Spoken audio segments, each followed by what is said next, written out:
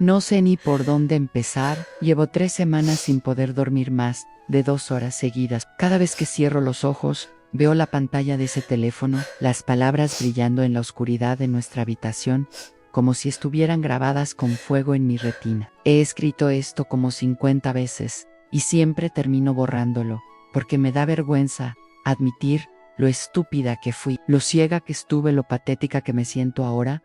Pero necesito sacarlo. Necesito que alguien, aunque sea un extraño en internet, me diga que no estoy loca, que tengo derecho a sentirme así, que lo que me hicieron fue real y no una exageración de mi mente paranoica. Tengo 28 años. Hasta hace un mes creía que tenía la vida resuelta. No perfecta, pero sí estable. Feliz incluso. Tenía un trabajo decente como diseñadora gráfica freelance, un departamento pequeño pero acogedor que decoré con mis propias manos. Una relación de 2 años con Marcos que, aunque no era de esas de película, me hacía sentir segura, acompañada, y tenía a Carla, sí, mi única y mi mejor amiga desde los 11 años, la persona que me conocía mejor que nadie en este mundo, que había estado conmigo en cada momento importante de mi vida, mi primera menstruación, mi primer beso, la muerte de mi abuela, mi graduation, mis rupturas amorosas, mis crisis existenciales de madrugada, 17 años de amistad, más de la mitad de mi vida compartida con ella. Carla era esa amiga que todos dicen que quieren tener pero que pocos encuentran. Era divertida, leal, siempre disponible cuando la necesitaba. Nos mandábamos memes a las 3 de la mañana. Teníamos nuestros chistes internos que nadie más entendía. Nos conocíamos las contraseñas de todo. Compartíamos ubicación en el celular por seguridad. Habíamos hecho ese pacto estúpido de adolescentes de que si a los 40 seguíamos solteras, nos casaríamos juntas y adoptaríamos gatos.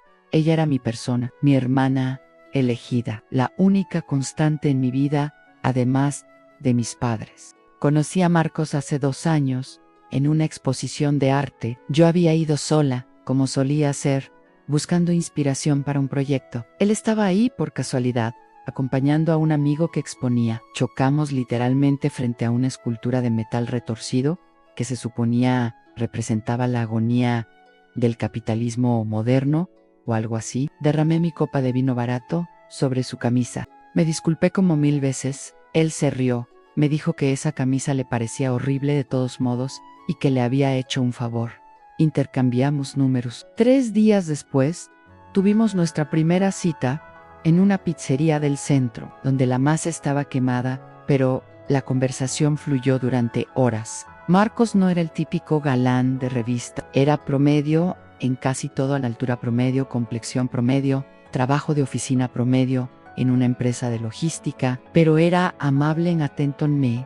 Escuchaba cuando hablaba de mis proyectos, sin poner esa cara de aburrimiento que ponía mi ex. Recordaba pequeños detalles como que no me gustaba el cilantro o que mi banda favorita era The National. No era apasionado ni espontáneo, pero después de una relación anterior tóxica y dramática, eso me parecía un alivio. Con Marcos todo era fácil, predecible, en el buen sentido.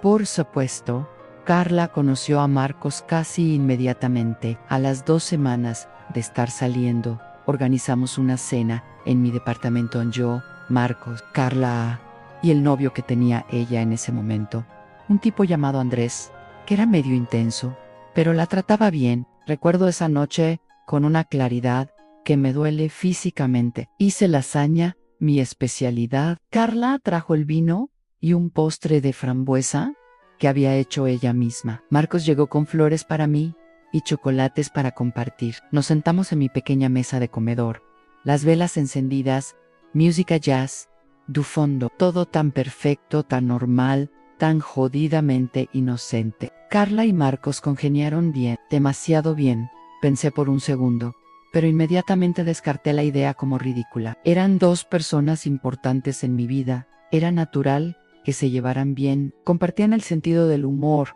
hablaron de películas que ambos habían visto, se rieron de mis manías de manera cariñosa. Recuerdo que en un momento Carla me miró desde el otro lado de la mesa y me guiñó un ojo, como diciendo, sí te lo apruebo. Y yo me sentí tan feliz, tan completa, mis dos mundos encajando a la perfección. Durante los siguientes meses, los cuatro salíamos seguido. A veces íbamos al cine, a bares, a cenar. Cuando Carla y Andrés terminaron, él se mudó a otra ciudad por trabajo y ella no quiso una relación a distancia. Ella empezó a venir más seguido a mi departamento, a veces quedándose los fines de semana completos. Marcos nunca se quejó, de hecho, parecía disfrutar su compañía. Los tres veíamos series juntos, cocinábamos, jugábamos, juegos de mesa. Carla le pedía consejos a Marcos sobre cosas de trabajo. Él le preguntaba sobre cómo lidiar conmigo cuando yo estaba estresada. Todo era tan anorgánico, tan fraternal, tan seguro. Hace unos 6 meses, Marcos empezó a cambiar. Sutilmente al principio, se quedaba más tiempo en la oficina. Revisaba su celular con más frecuencia. Cuando le preguntaba qué pasaba, me decía que había un proyecto importante, que su jefe era un imbécil, que estaba estresado. Yo le creía. ¿Por qué no habría de creerle? Nuestras conversaciones se volvieron más superficiales. El sexo menos frecuente. Pero yo lo atribuía al estrés, a la rutina, a esas crisis normales que tienen todas las parejas. Nunca, ni una sola vez, sospeché que pudiera estar viéndose con alguien más. Carla, por su parte, también estaba rara. Cancelaba planes en el último minuto. Cuando nos veíamos, parecía distraída, como si su mente estuviera en otro lado. Me decía que estaba conociendo a alguien, pero que no quería hablar de ello todavía, porque no quería agafarlo. Yo respetaba eso. Carla siempre había sido más reservada con sus romances después de un par de relaciones que la habían lastimado mucho en el pasado. Le daba su espacio, feliz de que estuviera conociendo a alguien que parecía hacerla sonreír. Cuando miraba su teléfono con esa expresión que reconocí de mis propios inicios con Marcos, las señales estaban todas ahí, todas, y yo no vi ni una sola mierda, o no quais verlas. No sé qué es peor. Hace un mes, Marcos empezó a llegar aún más tarde a casa. Una noche llegó pasada la medianoche, oliendo a perfume que no era el mío. Cuando le pregunté,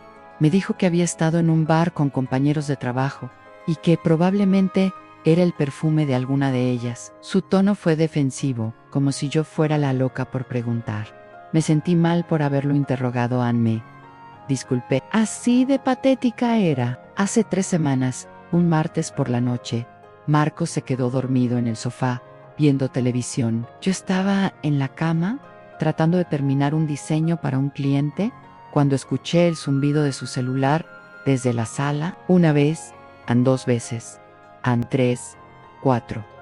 Normalmente no soy de esas personas que revisan el teléfono de su pareja. Honestamente, nunca había sentido la necesidad, pero algo en ese zumbido constante, en la frecuencia, en la hora, eran casi las 11 de la noche, me generó una incomodidad en el estómago que no pude ignorar. Me levanté de la cama, caminé hacia la sala con el corazón latiéndome cada vez más fuerte. Marcos estaba profundamente dormido, su teléfono en la mesa de centro, la pantalla iluminándose con cada mensaje que llegaba. No estaba bloqueado, nunca bloqueaba su teléfono en casa. No tengo nada que ocultar, solía decir.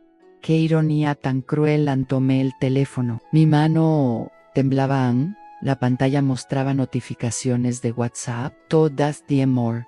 Mi cerebro no procesó eso inmediatamente. Pensé que tal vez era un grupo de trabajo con un nombre estúpido o algún contacto guardado de manera extraña. Desbloqueé el teléfono. Everyone. Entré a la conversación y ahí estaba todo, absolutamente todo. Mensajes de buenas noches, mensajes de buenos días, fotos, audios, planes. Extraño. No puedo esperar a verte. Anoche fue increíble. Odio tener que fingir cuando estamos los tres juntos. Memes, chistes internos, referencias a lugares a los que habían ido juntos, conversaciones sobre mí, sobre cómo manejarme, sobre cuando iban a decirme, sobre si valía la pena esperar o mejor terminar esto de una vez. Scrollé hacia arriba. Los mensajes continuaban. Semanas atrás, meses en subí, y subí hasta que mi visión se volvió borrosa. por las lágrimas que no sabía que estaban cayendo por mis mejillas. Y entonces llegué al principio, al primer mensaje de esa conversación. Era de hace 1 año y medio, 3 meses antes de que Marcos y yo empezáramos a salir. Hola Marcos, fue muy lindo conocerte anoche. Me la pasé muy bien hablando contigo. ¿Te gustaría que nos viéramos de nuevo? La respuesta de él, Ann. Hola Carla. Yo también la pasé increíble. Me encantaría verte de nuevo. ¿Qué tal si cenamos este viernes? Seguí leyendo. No podía parar. Era como estar en un accidente de auto en cámara lenta. Carla y Marcos habían salido durante 2 meses. Habían dormido juntos. Habían hablado de ser novios. Pero algo no funcionó. Según los mensajes, Carla sentía que Marcos era demasiado tranquilo para ella. Q necesitaba algo más intenso. Terminaron, quedaron como amigos. Amigos que se seguían atrayendo físicamente, aparentemente, porque incluso después de terminar, seguían mandándose mensajes sugerentes de vez en cuando. Y entonces aparecí yo. En los mensajes había una conversación entre ellos de hace exactamente 2 años. Carla, anoye, ¿te acuerdas que te conté de mi mejor amiga? La dice, pues, va a ir a una exposición este viernes y va a estar solísima como siempre. ¿Deberías ir? Creo que se llevarían bien. Es súper tu tipo. Marcos Angayaja, ¿me estás haciendo de cupido? Pensé que odiabas que tus amigas salieran con tus ex. Carla, pues técnicamente no fuiste mi novio nunca. Y ya pasó suficiente tiempo. Además ella está medio depre por su ex. Le vendría bien conocer a alguien buena onda. Como tú, piénsalo. Marcos ok, me convenciste. Mándame la dirección. Leí eso y sentí como si alguien me hubiera sacado todo el aire de los pulmones de un golpe. Mi relación con Marcos había sido orquestada por Carla. Nuestro encuentro casual había sido planeado. Ella lo había mandado ahí. Ella nos había juntado. ¿Por qué? ¿Por qué? Mierda haría eso. Seguí leyendo, ahora con una necesidad obsesiva de entender. Los mensajes entre ellos continuaron incluso después de que Marcos y yo empezamos a salir. Al principio eran casuales, amistosos. ¿Cómo vas con mi amiga? Bien. Es muy linda. Me da gusto. Cuídala, pero con el tiempo el tono cambió. Se volvió más coqueto, más íntimo. Hace 8 meses, ¿sabes? A veces me pregunto qué hubiera pasado si le hubiéramos dado una oportunidad de verdad a lo nuestro. Hace 7 meses. Soñé contigo anoche. No puedo dejar de pensar en esa vez que fuimos a la playa hace 6 meses. Necesito verte, a solas. Sé que está mal, pero no puedo seguir fingiendo que no siento esto. Y luego el mensaje que confirmó que lo que fuera que había pasado entre ellos antes había vuelto a encenderse. Anoche fue un error, pero un error que quiero repetir una y otra vez. Se estaban viendo, acostándose juntos. Mientras yo planeaba nuestras vacaciones de verano, mientras elegía el regalo de cumpleaños perfecto para Carla, mientras cocinaba cenas para los 3, mientras le contaba a Carla mis inseguridades sobre la relación con Marcos, mientras Marcos me decía que me amaba antes de dormir. Había fotos, no muchas, pero suficientes, ellos en la cama, que reconocí como la de Carla Marcos sin camisa. Carla con una de las camisas de Marcos, un selfie de ambos con esa cara de recién cogidos que es imposible de fingir. Mensajes sobre hoteles, sobre las veces que casi los cachan, sobre cómo cada vez era más difícil mantener la mentira. Y lo peor, lo que verdaderamente me destruyó, fueron los mensajes sobre mí, conversaciones donde analizaban mi comportamiento. Hoy estaba de mal humor, mejor no vayas al depa. Está muy sospechosa últimamente, deberíamos enfriar las cosas por un tiempo. ¿Crees que sospecha algo? No, está demasiado confiada en nosotros.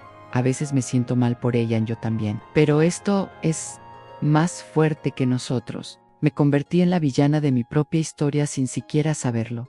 Era el obstáculo en la ingenua, la que estaba en medio de su verdadero amor. Ellos eran los protagonistas de esta historia y yo solo era el personaje secundario que eventualmente iba a ser eliminado de la trama para que ellos pudieran tener su final feliz. No sé cuánto tiempo me quedé ahí parada en medio de la sala, con el teléfono de Marcos en la mano, leyendo mensaje tras mensaje, torturándome con cada palabra, cada emoji, cada te amo que no era para mí. El sonido de Marcos moviéndose en el sofá me sacó del trance. Lo miré, seguía dormido, tranquilo, sin idea de que su mundo estaba a punto de explotar. Quería gritarle, quería estrellarle el teléfono en la cara, quería patear el sofá hasta que se despertara y tuviera que enfrentarse a lo que había hecho. Pero no hice nada de eso. Dejé el teléfono donde estaba, volví a la habitación metí a la cama y me quedé ahí, con los ojos abiertos, mirando el techo, sintiendo como todo lo que creía saber sobre mi vida se desmoronaba en cámara lenta. A la mañana siguiente, Marco se despertó como si nada. Me dio un beso en la frente, preguntó qué quería desayunar, comentó sobre el clima. Yo apenas podía mirarlo sin sentir náuseas. Le dije que no me sentía bien, que tal vez había comido algo en mal estado. Él mostró preocupación, esa preocupación performativa que ahora reconocía como falsa. Why mi trollo si se fue a trabajar. Yo me quedé en el departamento, sintiéndome como un fantasma en mi propia vida. Le mandé un mensaje a Carla. ¿Podemos vernos hoy? Necesito hablar contigo. Respondió 2 horas después. Claro, bebé, todo bien. Tengo una reunión a las 4, pero después soy toda tuya.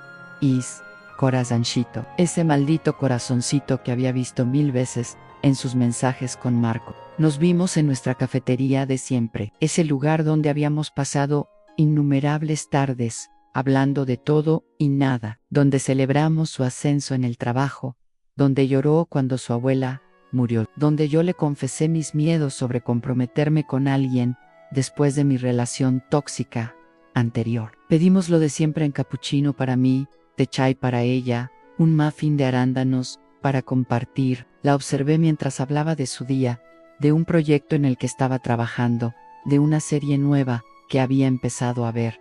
Busqué señales de culpa en su rostro, en algún tic nervioso, algo que delatara la podredumbre que llevaba dentro. Pero no había nada. Estaba perfectamente tranquila, sonriente, siendo la Carla de siempre, o la Carla que yo creía conocer. ¿Y tú, qué tal?, me preguntó finalmente. Dijiste que necesitabas hablar de algo. Por un momento consideré confrontarla ahí mismo, sacar mi teléfono, mostrarle las capturas de pantalla que había tomado esa madrugada en un ataque de paranoia, ver cómo se le caía la máscara, pero algo me detuvo. Una necesidad de entender antes de destruir. Una última esperanza estúpida de que tal vez había alguna explicación que yo no estaba viendo. ¿Estás saliendo con alguien?, le pregunté en cambio, tratando de mantener mi voz neutral. En su rostro se iluminó. Literal, se iluminó. Sí. De hecho sí, no te había dicho nada porque no estaba segura de que fuera en serio, pero creo que sí lo es. Es complicado, pero me hace muy feliz. ¿Por qué es complicado? Mi corazón latía tan fuerte que estaba segura de que podía escucharlo. Se mordió el labio, ese gesto que hacía cuando estaba nerviosa. Es alguien que conoces, y sé que eso puede ser raro, pero de verdad creo que esto es especial. No sé cómo decírtelo sin que suene mal. Intenta, le dije, y mi voz salió más fría de lo que pretendía. Me miró directo a los ojos, y en ese momento vi algo que nunca había visto en ella: en cobardía. Es Marcos, dijo finalmente, tan bajo que casi no la escuché. Marcos y yo estamos juntos. El mundo no se detuvo dramáticamente. No hubo música de fondo ni cámara lenta, solo un silencio espeso, incómodo, mientras ella esperaba mi reacción y yo trataba de procesar que de verdad estaba haciendo esto, que de verdad me estaba mintiendo en la cara. Después de todo, Marcos, repetí, como si no hubiera escuchado bien. Mi Marcos, sé cómo suena. Empezó, pero la interrumpí. ¿Desde cuándo? Es complicado. Intentó de nuevo. ¿Desde cuándo, Carla? Hace como 2 meses. Pero déjame explicarte cómo pasó. 2 meses. Me estaba diciendo 2 meses cuando yo sabía que eran 6. Cuando yo había leído conversaciones de hace medio año, cuando yo sabía que se conocían desde antes que yo. Seguía mintiendo. Incluso en el momento de la confesión, seguía mintiéndome. Me reí. No pude evitarlo. Me reí con una amargura que me quemaba la garganta. 2 meses. Sí, yo sé que es horrible. Créeme que me he sentido la peor persona del mundo. Pero no fue algo planeado, simplemente pasó. Nos dimos cuenta de que había algo entre nosotros y decidieron explorarlo mientras él seguía conmigo. Él iba a terminar contigo, lo juro. Estábamos esperando el momento adecuado. No queríamos lastimarte más de lo necesario. Qué considerados en que tremendamente considerados de su parte. ¿Sabes qué es lo más triste de todo esto? Le dije, y mi voz temblaba, pero logré mantenerla firme. Que sigues mintiéndome. Incluso ahora que supuestamente estás siendo honesta, me sigues mintiendo. En su cara palideció. ¿De qué hablas? Saqué mi teléfono a Ann. Le mostré las capturas a Ann una por una, su rostro pasando del blanco al verde. Vi el momento exacto en que entendió que lo sabía todo, Ann, absolutamente todo. 6 meses, Carla. No, tus 6 malditos meses. Y eso sin contar que salieron antes de que yo siquiera conociera a Marcos. Que tú fuiste quien lo mandó a esa exposición. Que mi relación entera fue un montaje tuyo. No, espera, no fue así.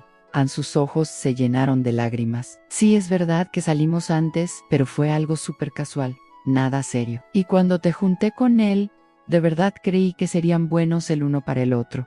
Nunca pensé que te lo volverías a coger mientras era mi novio. La gente en las mesas cercanas volteó a vernos. Carla se encogió en su asiento, bueno, aunque escucharan, que todos escucharan qué clase de persona era mi mejor amiga. Baja la voz, por favor, me suplicó.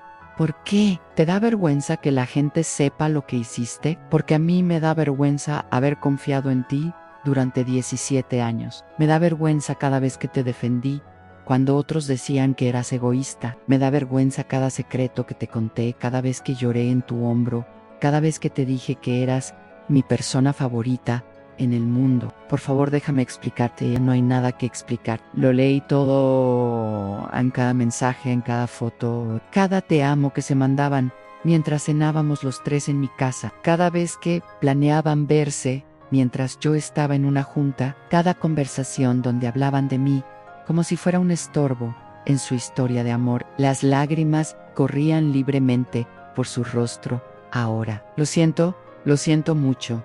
No sabes cuánto lo siento. ¿Qué es lo que sientes exactamente? ¿Haberlo hecho o que te haya cachado? No, respondió. Supongo que esa era mi respuesta. ¿Sabes qué es lo que más me duele? Continué, y ahora sí, las lágrimas empezaban a traicionar mi voz. No es Marcos. Marcos era mi novio de 2 años, sí, y me duele, pero podría superarlo. Lo que no puedo superar es que tú, mi mejor amiga, de más de la mitad de mi vida, la persona que se suponía que me conocía mejor que nadie, que se suponía que me cuidaría, fuiste capaz de mirarme a los ojos día tras día, sabiendo lo que estabas haciendo. Viniste a mi casa, comiste en mi mesa, dormiste en mi sofá, me preguntabas sobre mi relación con él y luego ibas y se lo cogías. ¿Cómo pudiste? No lo sé, susurró. No tengo excusa. Tienes razón en todo. Soy una persona horrible, pero te juro que lo que siento por él es real. Sé que eso no justifica nada, pero es verdad. Asentí porque ¿qué más podía hacer? Entonces, quédatelo, es todo tuyo. Felicidades por tu gran amor. Espero que valga la pena haber destruido 17 años de amistad. No digas eso, no tiene que ser así. ¿Podemos qué? ¿Seguir siendo amigas? ¿Compartir anécdotas sobre lo bueno que es Marcos en la cama? ¿Salir las 3 juntas a brunch? Me levanté de la mesa. Ella intentó agarrar mi mano, pero la quité. No me vuelvas a hablar. No me vuelvas a escribir. No quiero verte nunca más en mi vida. Y Carla, me detuve antes de irme. Borra mi ubicación de tu teléfono. Ya no tienes derecho a saber dónde estoy. Salí de la cafetería sin voltear atrás. Caminé cuadras enteras sin rumbo fijo, llorando en medio de la calle como loca, sin importarme que la gente me viera. Eventualmente terminé en el departamento de mi hermana Mayo Ere, tocando su puerta como desesperada. Cuando abrió y me vio en ese estado, no preguntó nada. Solo me abrazó y me dejó llorar en su hombro, hasta que no me quedaron más lágrimas. Le conté todo a cada detalle. Mi hermana, que siempre había sido la calmada, la racional, la que pensaba las cosas 2 veces antes de actuar, me sorprendió con su reacción. Voy a matar a esa perra, dijo con una calma que daba más miedo que si hubiera gritado, y después voy a matar a ese hijo de puta. Esa noche no volví a mi departamento. Me quedé con mi hermana. Marcos me llamó como 20 veces. Le mandé un solo mensaje, ante todo: no vuelvas a contactarme.